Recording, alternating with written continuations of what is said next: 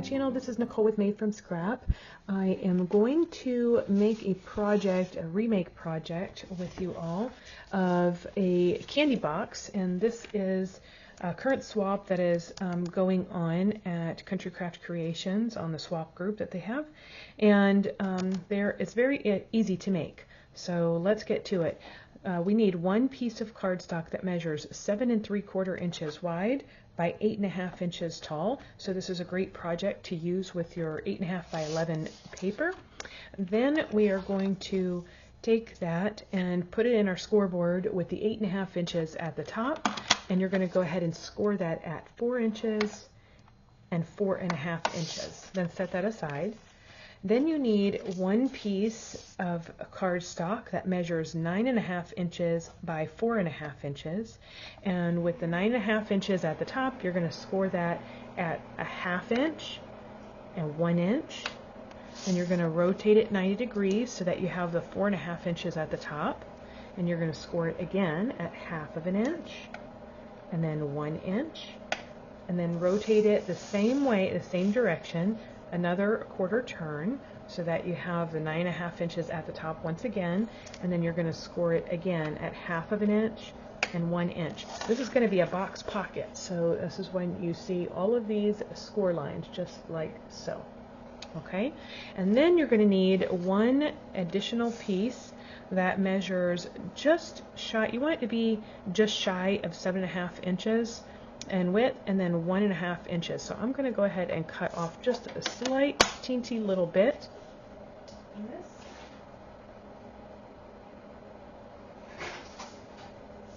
Okay, now I have my 3 pieces, and we're going to put away our scoreboard because there is no scoring to this piece. So I'm going to go ahead and burnish all of my score lines here. Let's do this pocket first. Okay. Really fast and easy project. Okay. Just burnishing with my bone folder here. Okay. Now I have that one, this one, and then this piece right here. So let me burnish that. Just like that. Okay.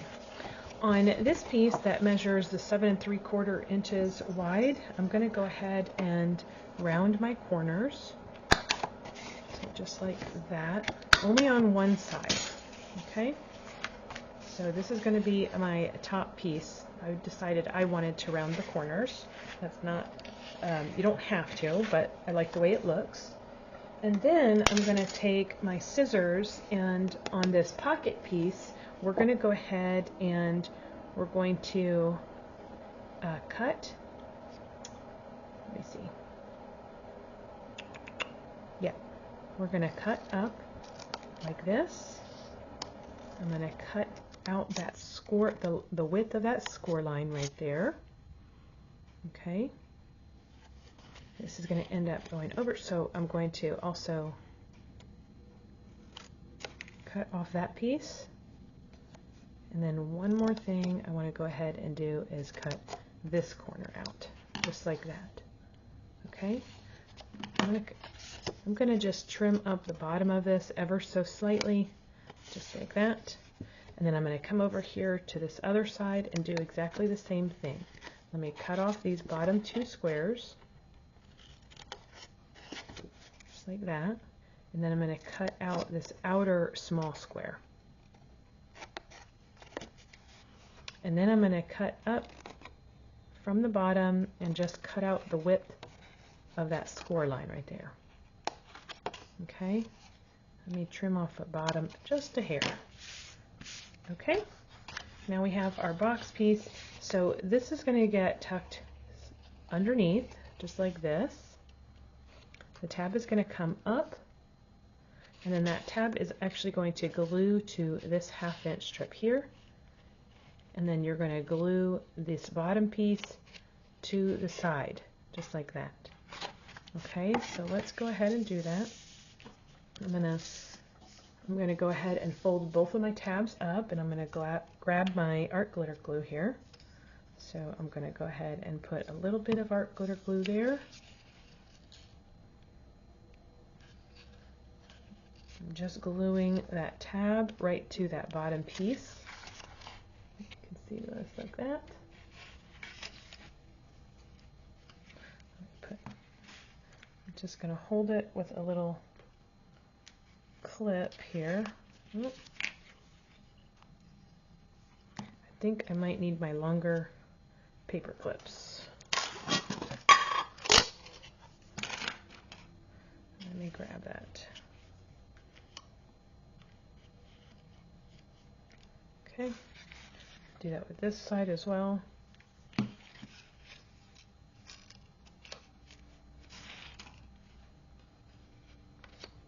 Just needs to hold for a minute so that it starts to dry.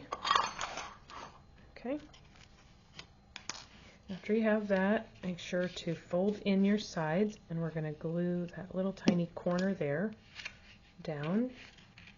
And this is when you can definitely use your little clips here.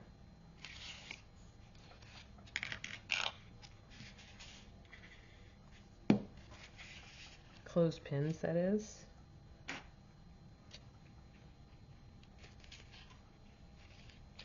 There you go. Just like that. Okay. Clean up this desk a little bit. Now I'm going to go ahead and place this off to the side, and I'm going to work with this piece here. Now the rounded corners for me are going to be, this is going to be the front piece. So I want to have seam binding as my little closure. So I'm going to actually use some double-sided tape here. So, just like that. And then I'm going to place some double-sided tape here as well. Okay.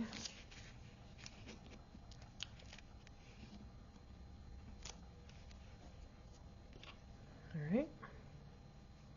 Seam binding is a very effective way to give yourself just some beautification to your project, I think. Okay. Now this is going to find the other end of the seam binding. There we go. I'm going to go ahead and put that down like so. Okay. All right. Next, I'll put this off to the side. Okay. Next, I'm going to go ahead and do my my matting while this is flat. So I did already cut a piece of matting cardstock. It is just a 1/4 inch smaller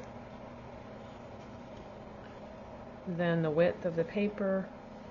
So it's 7.5 inches by a 1/4 inch smaller than the height. And I did go ahead and round my corners already here as well. So I'll give you that measurement in just a moment. Let's see. So that measures 3 3¾ inches. Okay. And then I have my decorative pattern paper, and this measures 7.5 by, let's see, 3 and just 3 5/8, and that's going to go right here. Okay. Trying to really use up what I have in my stash.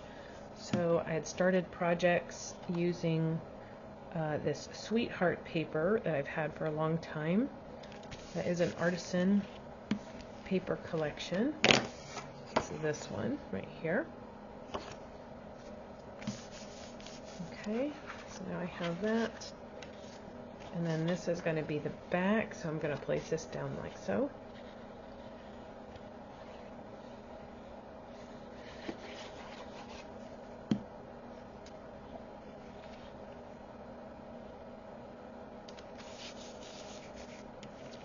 Okay. And then this is going to end up going just like that. Okay, the same measurements, I just didn't round the corner here. But I do want to use my little stamp here. So let me get my stamping foam.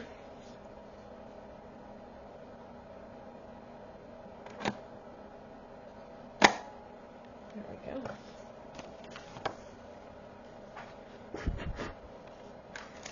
All right, turn this around because this is going to go just like that.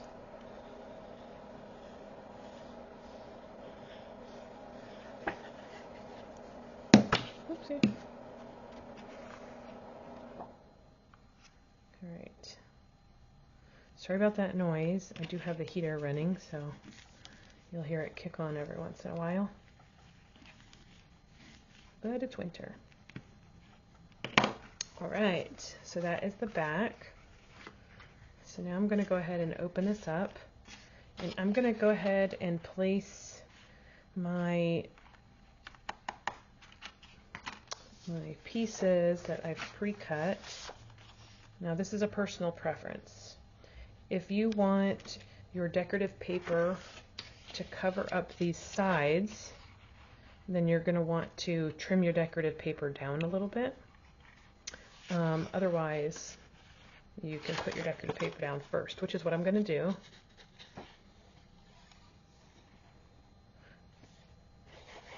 So this is the same measurement as that teal cardstock that I used for my matting.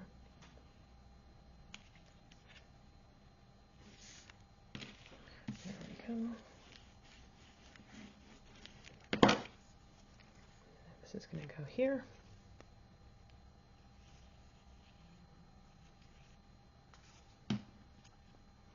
If you don't like using ribbons for your tie closures, then you can use a magnet on this as well.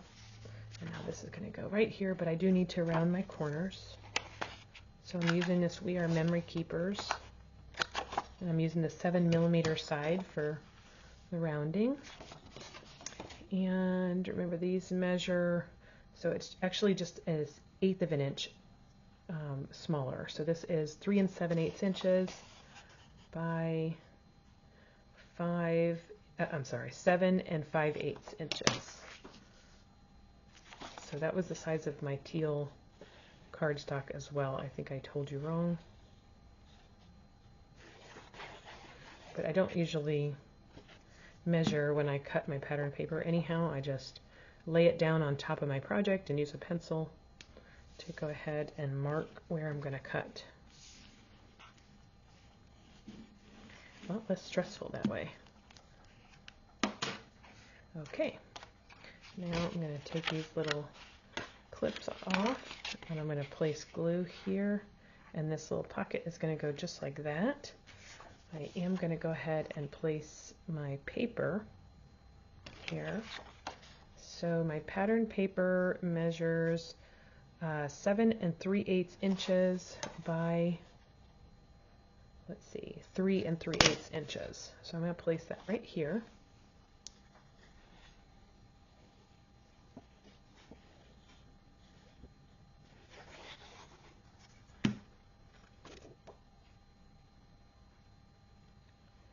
Just like that.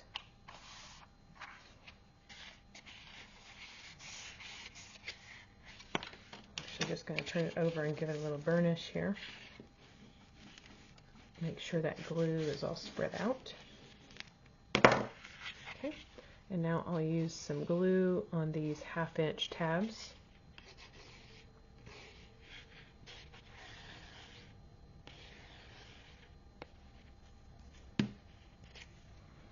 And then I'm just going to stick this down. So there is a little bit of show of your pattern paper here. Just ever so slightly.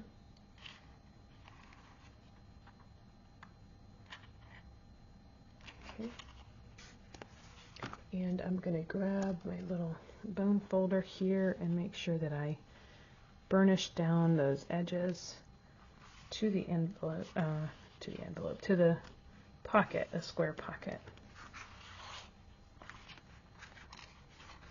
I'm gonna use this side.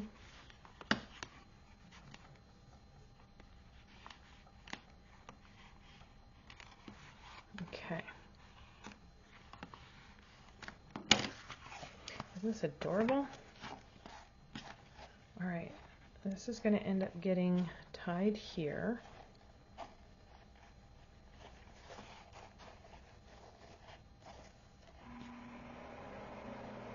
Just like that.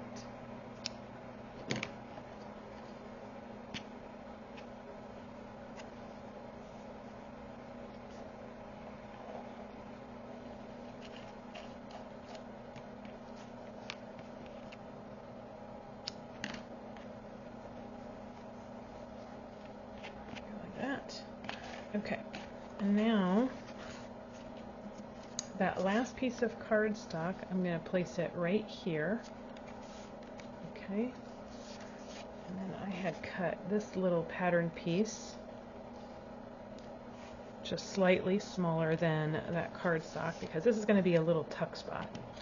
So let's see, this measures 1 3/8 inches in height by 7 3/8 inches in width. I'm going to place that right there.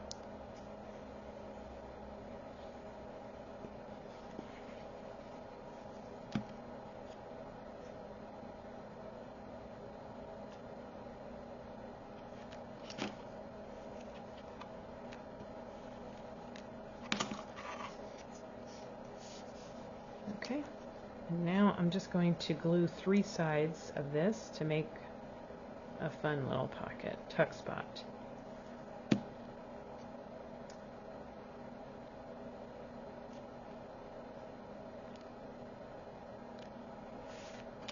Burnish that down.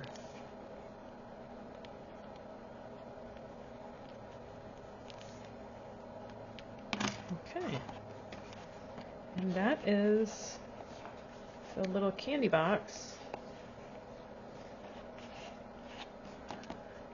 there, right there. That is the remake of what Miss Tamara Merrill made. Now, isn't that cute? Oh, you might have to do some lettering.